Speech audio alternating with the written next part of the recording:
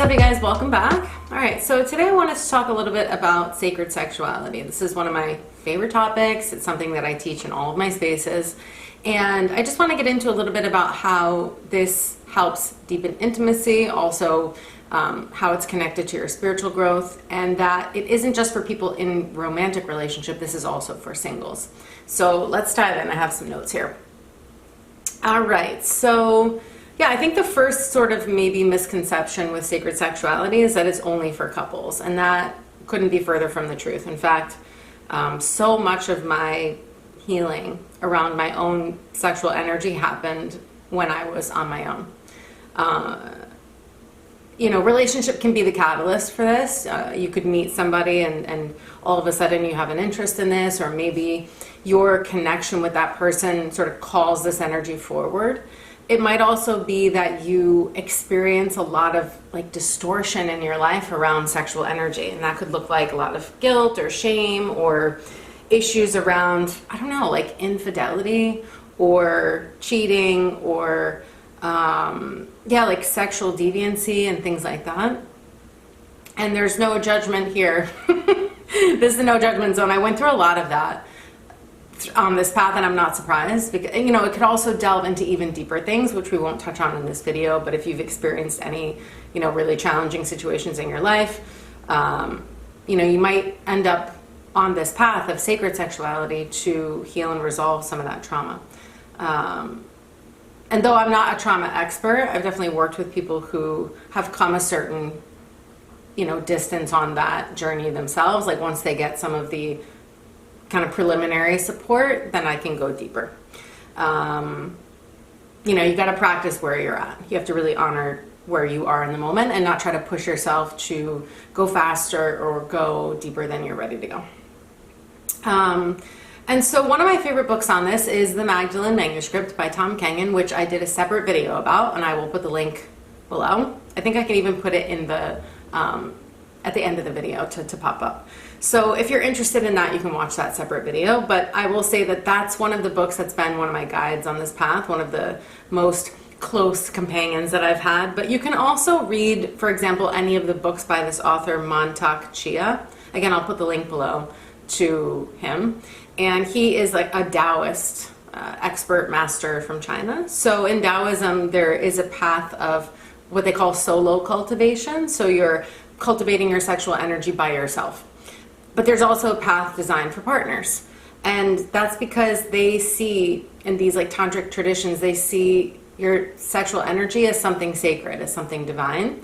And they considered your sexual health to be an element of longevity, right? Or vitality. And I just feel that in the West, we're not as familiar with this, right? This is more of an Eastern thing. And now that, over the last like 20, 30 years, I think a lot of these practices have come over here. We're starting to understand that we need healing. Like we need to integrate this energy, because when we don't, the distortion around, sex, money, power, which by the way, I'm doing a Scorpio sort of themed workshop on purification on those topics very soon. So keep your eyes peeled. That'll be ready in the next week. When we don't resolve these distortions, then we're just transmitting them into all of our life circumstances. And so, sex, money, power, so Scorpio, those are like the big Scorpio themes, death and rebirth and transformation. Like those are the areas where we see this energy, create problems. It could be money issues. It could be, like I said, issues around sex or your sexual energy or your sexuality, and also power dynamics. And these three topics are so intrinsically linked and also so heavily conditioned. Like we have so much conditioning around this. So I'm just touching on this in the video. I work with people to do this work, and we work for long periods of time. We're not doing this in one session. So bottom line, sexual energy is life force energy. So it's not just creating babies. It's also the force that fuels our creativity.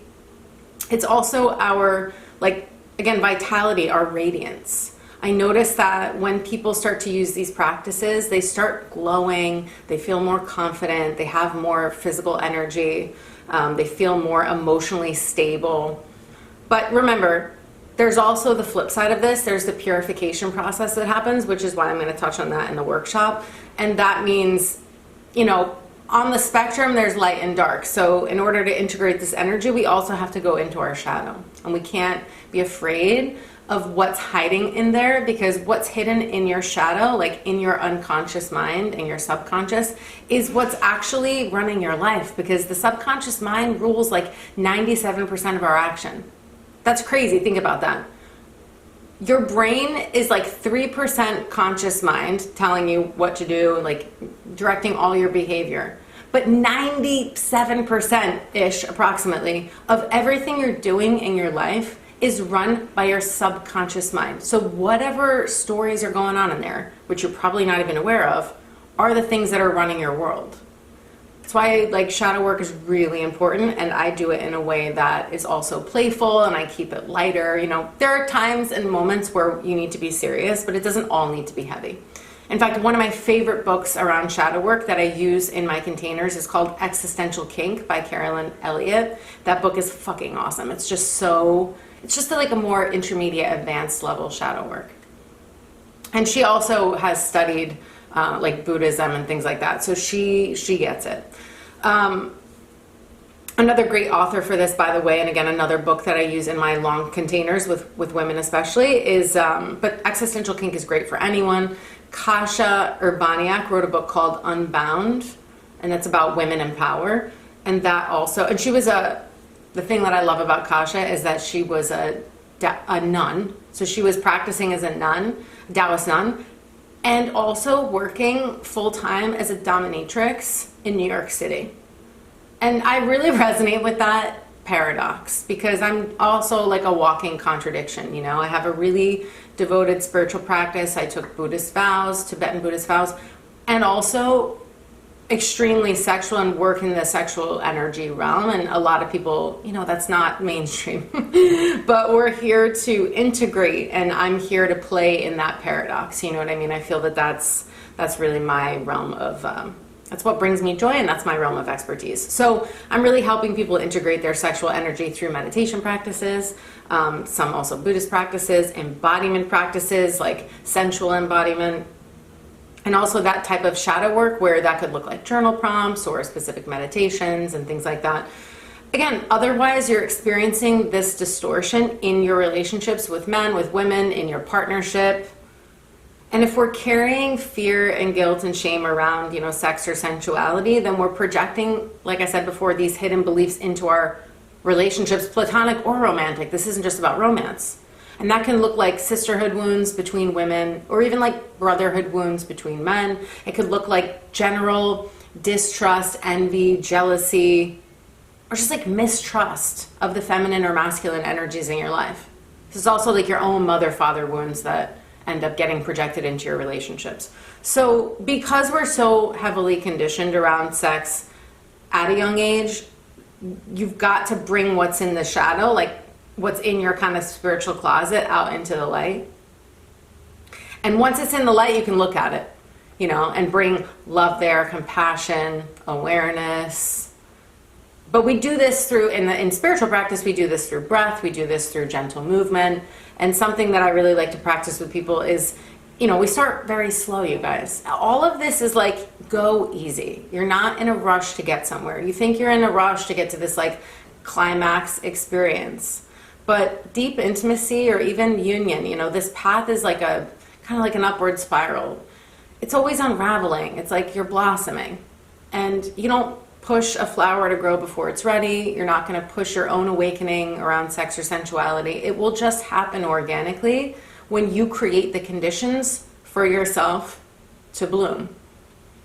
And that's why spiritual practice is so important. That's why I have a daily practice. That's why when I work with people, we do a daily practice. Because you need to create the space for that transformation to happen. You need to have a container. And we'll get to that, the container for alchemy. But so, you know, for me, it's like using breath, using movement, really focusing on the belly, the hips, the pelvic area. That's really how I start with people. But, you know, in a lot of spiritual traditions, they focus on bringing what they call the Kundalini energy, or this like serpent energy, your sexual energy up the spine. Like a lot of the meditations are focused on bringing the energy up and into the brain for purposes to raise your consciousness, spiritual growth. But for me, and in working with people many years now on this, it's so important to also ground down. So you can look at it as like ascending power and descending power, but a lot of the spiritual community doesn't focus on descending power, which would also look like grounding this in the physical world and then creating with your sexual energy. Like I said, you can create life with it, like you could make a baby, but you can also create projects, you can create anything. Like you manifest with this energy. So, but a lot of the spiritual community is like love and light and stuck in their upper chakras, and they're not grounded. Like they're not rooted in the lower part of the energetic body. Belly, second chakra, hips, pelvis, root chakra, you know what I mean? So, and you can see that because a lot of people in the spiritual community, again, we'll call it like the love and light only crowd, that's missing the sort of shadow integration, which is what I focus on, because I see it, it's a huge missing piece. And it looks like airiness, flakiness, trouble with money, struggling with boundaries, even bypassing your shadow, like really pretending like you don't have one, or thinking that the darkness is quote unquote bad, and associating darkness with badness, which it is not. Because light doesn't exist without dark. Think of the yin and yang symbol. You need one to have the other. They exist as complements to one another. You can't have light without dark. You can't have dark without light. So as you practice with these sacred sexuality practices, your aura, your literal energy body that exists around your physical body, so it's kind of like an egg shape, will expand. And your aura can expand out several feet. I think 6 to 9 feet. Which is why some people, like when they walk in the room, you just notice them. You're like, and not necessarily even for how they look, their energy. Have you ever noticed? Like some people can just walk into a room and they just have this presence about them, or this glow, or this radiance, or this magnetism. So these practices really do that. They really expand your auric field. They make you more powerful, which does make you more magnetic, meaning like it helps to draw things to you more easily. So you're not out there like trying to chase it and force it and push it, but actually you really do become, it's like a magnet. And I also, like I said, find that people feel much more confident. They've got more physical energy. They're more capable of like deeper emotional connection, deeper physical connection. And again, but it depends on your intention. Like all of this is around your intention and your level of consciousness. Like it's really important, like I said, to be patient, because the quality of your sexual connection, whether that be with yourself in self-intimacy, emotional or physical, or if you're in a relationship with somebody else, the quality of your sexual connection is directly connected to your level of consciousness that you're bringing to the table, which will obviously change and shift, and evolve over time.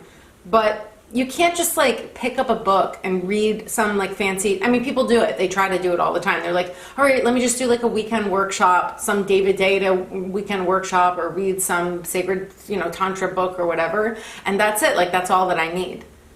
But if you don't have a spiritual practice, like that stuff's not going to do jack shit. Like you can try out your little techniques, but it's not going to get you very far, because this is really about your consciousness. So like, the more that you become self-aware, the more that you are, able to mature emotionally, be present, like lovingly present with whatever is arising in the moment. Like that might be really sexy, it might be really unsexy. You're also increasing your capacity to be uncomfortable without just reacting or kind of like defaulting into fix-it mode, which happens a lot. This is the key to deep intimacy or sacred sexuality. It's your presence and your consciousness that makes it what it's going to be, period. Which is why if you don't have a spiritual practice, like to me, what are you doing? It might look trendy and it might look cute, but there are a lot of like problematic things happening in these communities because people's level of consciousness has only reached a certain point. Maybe there's a lot of unresolved shadow projecting into the situation, a lot of ego, a lot of power dynamics that are, not like unequal power dynamics and things like that, that can be really detrimental to people that are, especially vulnerable people or people that are looking for something out of this and they're not like very aware yet. And they fall prey a lot of times to these people in these communities because your sexual energy is so powerful. So you can do good with it and you can do harm with it. You know, we've all been there. I've done like harm with my sexual energy. I've done it in a very like shadowy, like unconscious, manipulative way in the past. You know, I'm much more aware now. I'm much more conscientious. I also have Buddhist vows, so I'm trying to follow more or less some code of kind of morality and ethics, and it helps. You know what I mean? Because your intention is what's creating your karma too. So remember, like this sacred sexuality is alchemy, and alchemy is transforming one thing into something else. And so to have alchemy, like a diamond becomes a diamond by going through the fire, it doesn't start as a diamond. You need to either have your own spiritual practice, so the alchemy is happening within your physical body, that's the container for transformation, or if you're in romantic relationship, then you've also got not only your physical container, but you've got the container of the partnership, which is almost like this little vehicle for the transformation to occur. And when you're in relationship with somebody else, romantic partnership, you know, all that mirroring is happening. So your stuff, your issues, your shadow stuff, whatever, along with all the good stuff, all the shadow stuff is going to come up even faster because that person is your mirror in real time, all the time. Which is why, like I said, you really have to increase your ability to also be able to be uncomfortable. But you know, that doesn't just mean with whatever's coming up that's challenging. Like you might have a challenge with pleasure and experiencing pleasure in a positive way because your comfort zone has been pain or shame or sadness or loneliness or whatever. So this really does go both ways. Like you've got to increase your capacity to be with challenges that are overwhelming, or even the contraction that happens, like I said, when things get really good, if you're not used to that. Like I said, it's really about your presence, your ability to be present and start to move into more of like an observer mode. That's why we use meditation, especially Buddhist meditation, where you really start to observe what's happening. It's not that you're judging it, you're trying to fix it, you're observing it. Now, if you need an antidote to something, we've got techniques and tools for that, right? You're having a certain experience that you don't want to be having, great. You can create, through your practice, you can have like an antidote to anger, for example, or an antidote to jealousy or envy.